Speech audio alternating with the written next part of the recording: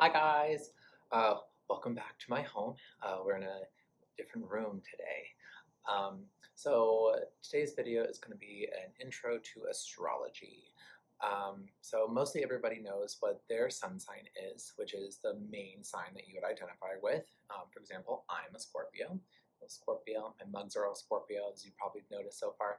I have a different one today. This one my sister got me. It's Night Before Christmas. It's from Disney. It's Jack. But only a handful of people understand what their moon, and even fewer people understand and know what their rising or their ascendant sign is. And there are also 8 other planets that make up our entire star chart. Birth chart, natal chart, they're all the same thing. Hi, kitty. Kitty. So in this series, I want to kind of break down what each planet contributes and what they rule over in our personalities. So it's pretty common knowledge that the sun is in each sign for about a month. And the sign that the sun is traveling through at the time you were born is called your sun sign. The sun rules over our individuality, our style, and our drive. An analogy I really like about astrology is think of yourself as a painting, and your sun sign paints the broad strokes in the painting. It's the first thing that's laid down, the big, bold areas that are on the canvas.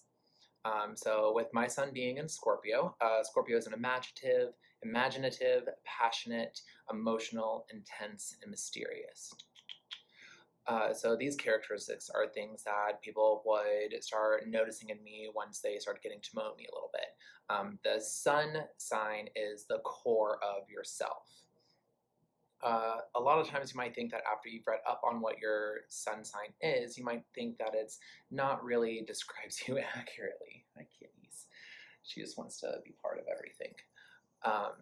Might not really describe you accurately. So again, that's why we have our moon and our rising as just as important, and then all the other 8 planets, like I said. So the sun is just the start of our painting. And then the other planets you can think of as the fine lines and the details of your painting. So we're going to move on to the moon. The moon rules over our emotions, our instincts, and our unconscious mind. It's our personalities, our inner personalities. It's what we keep hidden under the surface. It's how we react to our environment.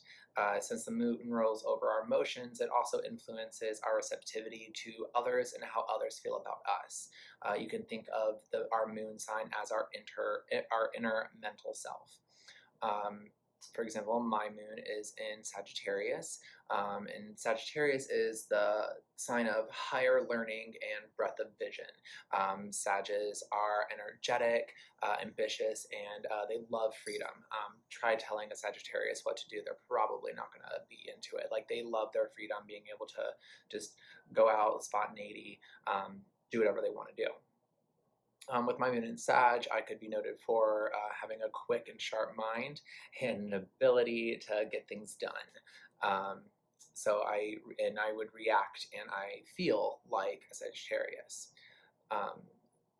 So moon is all of like their inner workings that we don't really let show that much, whereas our sun is kind of like those forefront, like core characteristics that like really sit in with you. Like that's what you're mostly going to be identifiable as.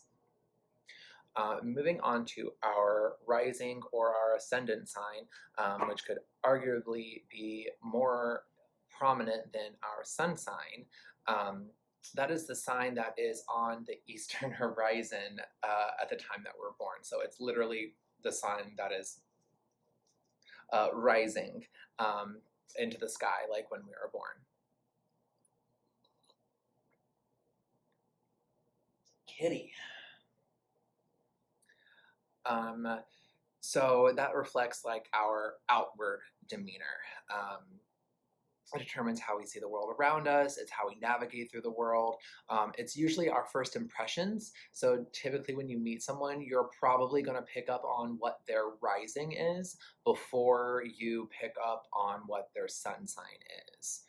Um, it's the sign of self. It signifies our self awareness, our self sufficiency, and our self interest. So it's representative of our outer selves. Um, So Scorpio is also my rising. So with my sun and my rising both being in Scorpio, I put the full force of my personality into basically everything I do. I'm very, what you see is what you get. The first impression that I give off is pretty much my main character. Now, my husband, for example, is a Pisces sun and Libra rising. So the first impression that you would be getting with him is probably more on the Libra part, with his charm and his grace, and he is very charming. He's adorable. And then furthering into like getting to know him and conversations with him, you'd pick up more on his Pisces sun. Um, Coming through as like his, with his sympathy and his intuitiveness and his adaptability. So our sun is going to be our core self, who we truly are.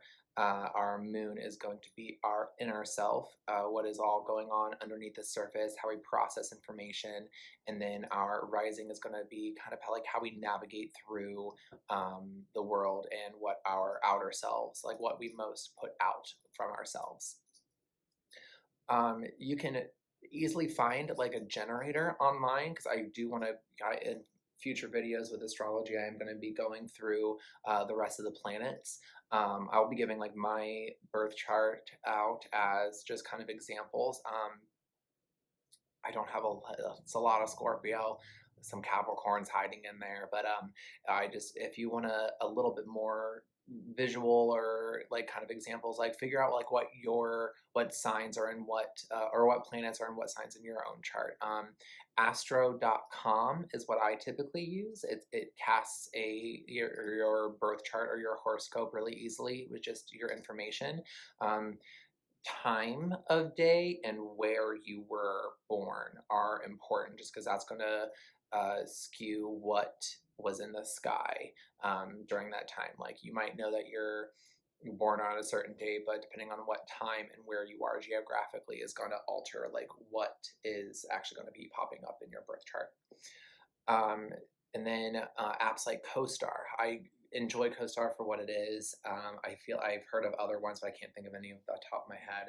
But I do enjoy CoStar, and that's going to be another sign or another tool for you to be able to find out what planets are in all of your signs around your chart.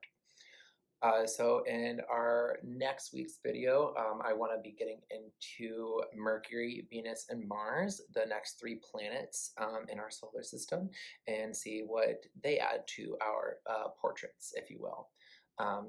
I know this was a little quick one. I just wanted to start getting into this. I didn't want to make these a huge deal because I do want to get into the actual properties of the signs themselves, but I did want to start off with astrology, just kind of explaining like what it means to say my moon is in Sag, or my sun is this, or my rising is this, or my Mercury is this. So I wanted everyone to understand how that's going to be translated once we get into like what the actual signs themselves and how they act.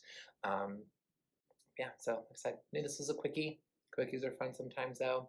But yeah, have a good day.